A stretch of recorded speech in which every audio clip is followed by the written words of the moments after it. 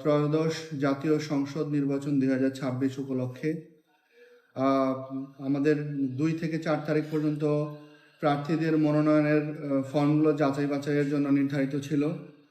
আমরা মোট 79টি মনোনয়ন ফর্ম আমাদের কাছে এবং জেলা রিটার্নিং কর্মকর্তা এবং সহকারী রিটার্নিং কর্মকর্তার কাছে দাখিল করা হয়েছিল। সেগুলো আমরা 2 থেকে 4 তারিখ পর্যন্ত 3 দিন বিভিন্ন স্লট অনুযায়ী সেগুলোকে আমরা যাচাই বাছাই করেছি। যাচাই বাছাই করে আমরা দেখেছি যে মোট 79টি মনোনয়ন ফর্মের মধ্যে 22টি মনোনয়ন ফর্ম বাতিল হয়েছে, অবৈধ হয়েছে।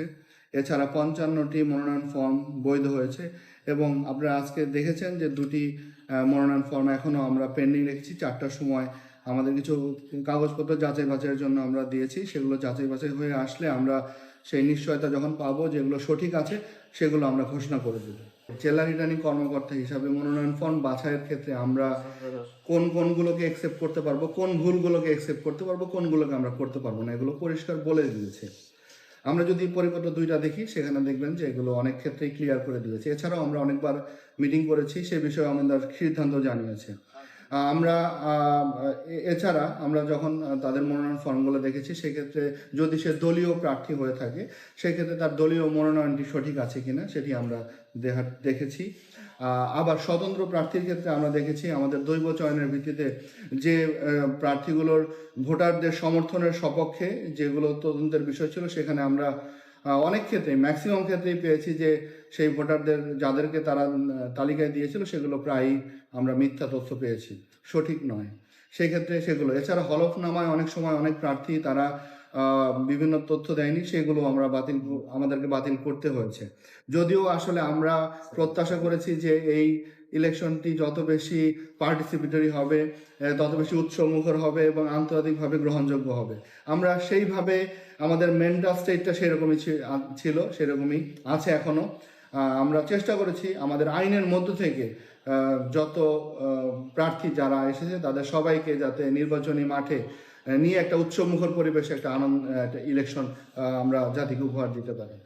যারা বৈধ হয়েছে তো তাদের সিদ্ধান্তের বিরুদ্ধে তো যারা তো বৈধ হলো তাদের আপিল করার আর কোনো কারণ নেই। না, আপিল বৈধ হলে তার আপিল করা না। যদি কেউ অবৈধ হয়ে থাকে আমরা তাদেরকে জানিয়ে দিয়েছি। যারা গতকাল এবং তার আগের দিন যাদের মনোনয়নপত্রগুলো অবৈধ হয়েছে তারা আজকে আমার যে রায় সেই রায়টি নিয়ে তারা আপিল করতে পারবে কালকে দিয়ে। আর আমরা আজকের যে মনোনয়নপত্রগুলো যাচাই বাছাই করলাম সেখানে যারা অবৈধ হয়েছে আমরা তাদেরকে কালকে আমাদের জাজমেন্টে দিয়ে দেব। এছাড়া আমরা আমাদের তাদের নিরাপত্তা যাতে সঠিক থাকে, তারা যেন নিরাপদ থাকে এই জন্য আমাদের তরফ থেকে আমাদের গোয়েন্দা কার্যক্রম এবং আমাদের নিরাপত্তা বাহিনীর কার্যক্রম আমরা তাদের সাথে যোগাযোগ রেখে তাদেরকে সেই নির্দেশনা আমরা প্রদান করেছি এবং আমাদের সহকারী রিটার্নিং কর্মকর্তারাও অনেক ক্ষেত্রে বিভিন্ন বিষয়ে আমাদেরকে জানাচ্ছে, লিখিতভাবে জানাচ্ছে। সেই বিষয় নিয়ে আমরা কথা বলছি এবং আমরা শুধু চিঠিতে জানাচ্ছি না, আমরা তাদেরকে বলছি যে এই ধরনের কার্যক্রমগুলো গ্রহণ করার জন্য আমরা সেইভাবেই কার্যক্রম গ্রহণ করছি। অস্ত্র উদ্ধার চলমান প্রক্রিয়া, অস্ত্র উদ্ধার হচ্ছে। ডেভিল হান্ট 2 যখন শুরু হয়েছে এরপরে বেশ কয়েকটি অস্ত্র আমরা পেয়েছি এবং আমাদের এখানকার অস্ত্র জেলার বাইরে নোয়াখালীতেও আমরা অস্ত্র পেয়েছি। অস্ত্র উদ্ধার কার্যক্রম চলছে এবং এটার আরও বেশি বেগবান হবে।